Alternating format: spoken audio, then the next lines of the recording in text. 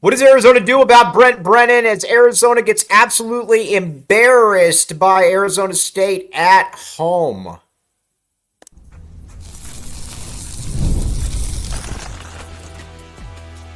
You are Locked On Wildcats, your daily podcast on the Arizona Wildcats. Part of the Locked On Podcast Network, your team every day.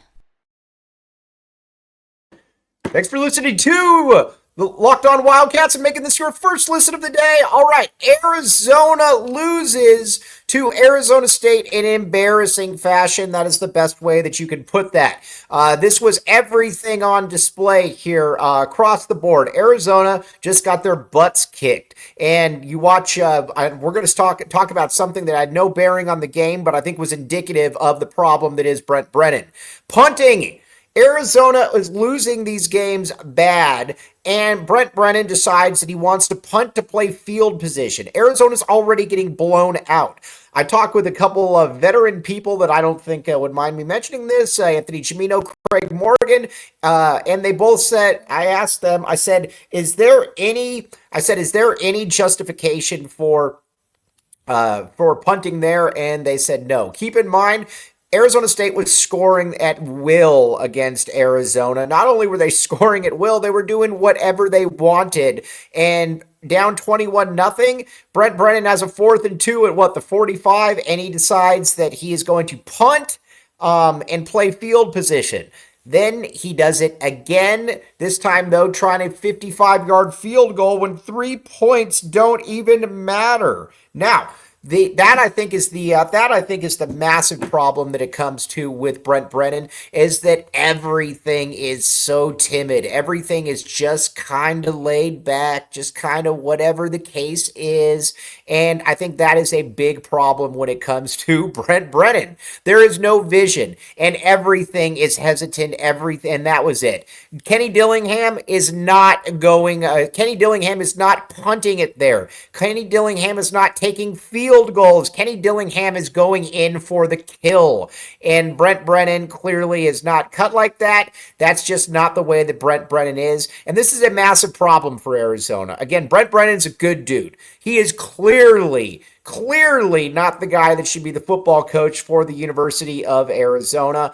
He is not going to take you anywhere. Not only is he not going to take you anywhere, he's also not going to be somebody that players are going to want to rally for. And in his post-game presser, it got even worse. He talked about how fans are going to be excited for every single minute of what's going on with Arizona football. He talked about players want to leave and be bandwagons and go to winning programs and get paid. Well, then so be it. Go at it. This is not a guy that gets it. Again, good guy does not mean that you want him to be your coach. That is a massive problem when it comes to Arizona. And listen, he's not the guy for the job. I don't care if he's here a year, if he's 3 years, he's not the guy for the job. You watched what they did this year, and it was again, it's just a huge problem. He's just not cut out for this. Maybe he's good at Boise State. I get it. Or Boise State or San Jose State, but he is not good at a Power 5 level job. That is not the same situation here. And I think that's probably the situation that we are at this point. You've got to be able to get you've got to be able to get rid of him. And not only do you have to get rid of him, you've got to be able to he's just not the dude. I don't know what else to say. And not only do I not know what else to say, I also don't know that, again, when you punt it, and he did this all season, to play field position, when you are giving up a play, that's just unacceptable. Then you look across the sideline. You look at Kenny Dillingham. This is a man that has a vision. I had him on another broadcast, and I asked Dilly, I said, what is your, what's your identity? And he says, my identity is my players. My job is to get them paid. My job is to turn them into better football players. My job is to get them ready for life. When you ask Brent Brennan, he said, well, I think we'd like to throw the ball down the field more. Okay. You just watch him, and one is somebody that you want to run through a brick wall for. One is the other guy that looks like he should be the PE coach at the middle school. And again, he did himself absolutely no favors in that presser. That was embarrassing. That was really, really bad. Don't know what else to say about that one. Now, when it comes to what he can do, he can't do anything when it comes to attendance. We're going to talk about attendance here in just a minute, but you can't go into, well, I mean, there's a good chance that they will, but you can't go that you can't go into really next season with that. Because nobody's in on this. Not only is nobody in on this, it's also, I think we're kind of at the point too where you just know that this is not a situation that you this is not a situation where Arizona is, you know, this isn't tenable. That's just the way it is. And if you're DRF, Desiree Reed-Francois, if you bring him back, he becomes your hire at that point. And I think that is the thing that we're kind of at this point, is that if you're DRF, you got to. I don't know if you have the money, which I believe you do. I think you have to make a move. If you bring him back, he becomes your hire, and there will be no interest in football. This city is completely out on Brent Brennan. There's no other way to put it. It's just a guy that doesn't understand from a coaching perspective. He doesn't get it. I mean, keep in mind, I know that he lost some players, but he inherited still a lot of talent, and he promptly destroyed that talent. You could say it was a bad offensive coaching or offense, whatever the case may be. You could say any of that stuff, but it also was a situation where there's really no reason to believe that this is going to be rectified, that this is going to be fixed. And people are out. I mean, you look at it, and we're talking with a couple ASU people, and they're like, man, there's nobody here. Correct. Because there's been no reason. And again, I keep going into this with Brent Brennan. He did no community engagement, literally nothing. Not only did he give no community engagement, he also showed next to nothing as far as just believing that it was his job to sell this program. And you know what? That's fine if you're winning games. If you don't win games, and people are going to be out, and people are going to be out very, very quickly. And that's the case with this. That's the case with this team. Now we're going to talk about what the options are here in just a second. But first, let's talk about FanDuel. All right, here's the deal with FanDuel. You can put down $5 and you can get $150 in free plays if that bet hits. Check it out.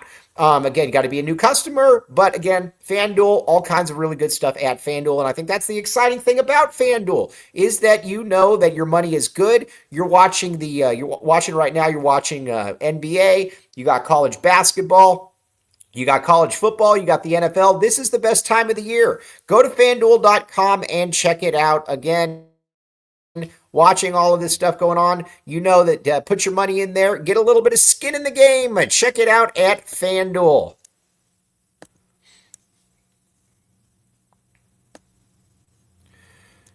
Thanks for keeping it locked on Wildcats and making this your first listen of the day. All right, now let's get back to a little bit of Arizona football.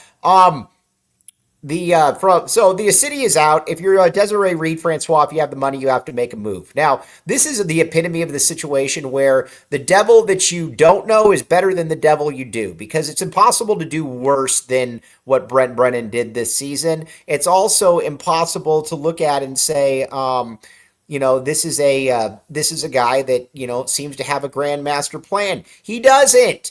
And again, when you say, well, you know what, you're going to kill it in the transfer portal, whatever the case may be, you weren't able. And again, I get that you had a late start. I get all that, but you weren't able to add anybody. I mean, you weren't able to add anybody whatsoever. And losing guys like T-Mac, losing guys like Big Jonah, that's generally not the recipe for success. So I think you've got to make a move. Again, good dude. I get all that. He's a millionaire. He's going to be just fine.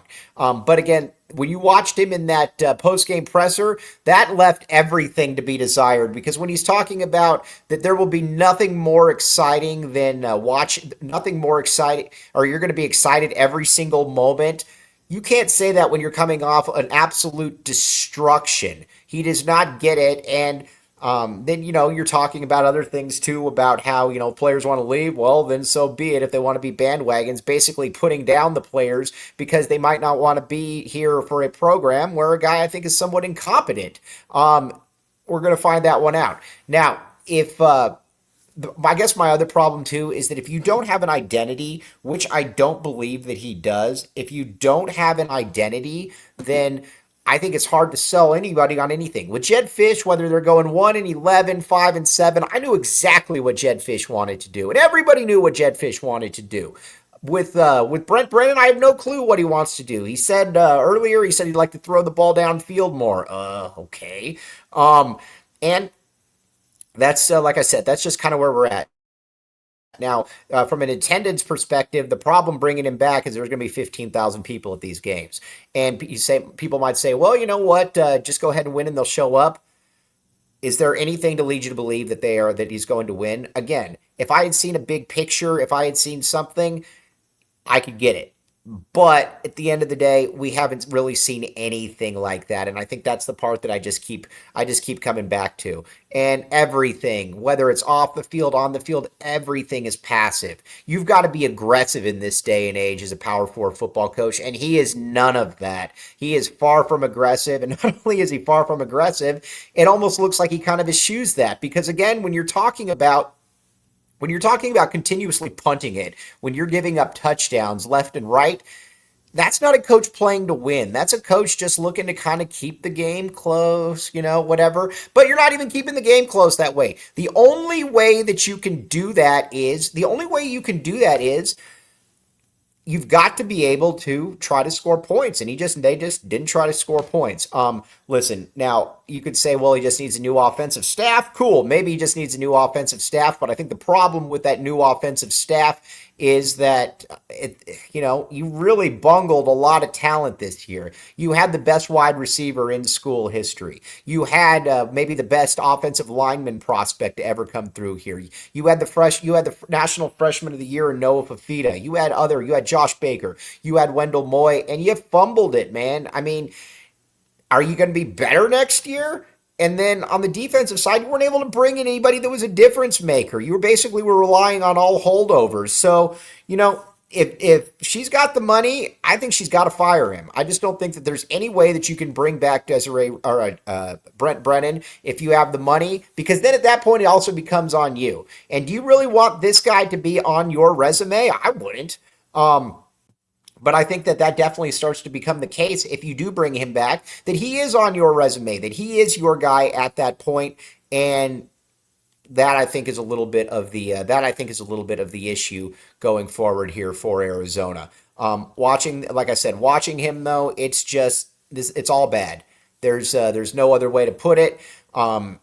He inherited a good situation and he promptly squandered it. He inherited an energetic fan base that he didn't engage with, and not only did he not engage with, he also decided not to. He basically said, you know what, I'm going to win, and and he didn't. And now he's backed into the situation that he is, and he just kind of looks awkward. I mean, when I asked him about engaging, he clearly didn't understand what I was talking about. He's like, what do you mean, go on podcasts and stuff? No, I mean, get out in the community, give people a reason, sell what you got. There's none of that. And that is going to continue to be the problem with him. He's just not the dude for the job. And I think it's only magnified again by the fact that you got Kenny Dillingham down the street who's killing it and who people want to play for. He's young, he's energetic, he clearly has his players' best interest at heart. That is generally not something that you can get away with when you've got somebody in the state that is far more appealing than you are. But that's kind of where we are at this stage, and again, that's going to be a problem. I think that's probably going to be a problem that Arizona's got to address, because one way or the other, whether he's here 1 year, whether he's here 3 years, Brent Brennan's not the dude. Again, you can wish Brent Brennan nothing but the best, and I do, certainly, but Brent Brennan is not the guy. He is not the one. He is not the one that has the vision to be able to get you over the top, and we're going to find that one out. But Again, just a very dispiriting performance, but it's almost like the 70-7 one that I think you maybe needed that so that everybody's rose-colored glasses could come off. But this was a disastrous season. There's no way around it. We're going to talk about that all coming up this week. You've been listening to the AZ Wildcats podcast, or excuse me, the Locked On Wildcats podcast.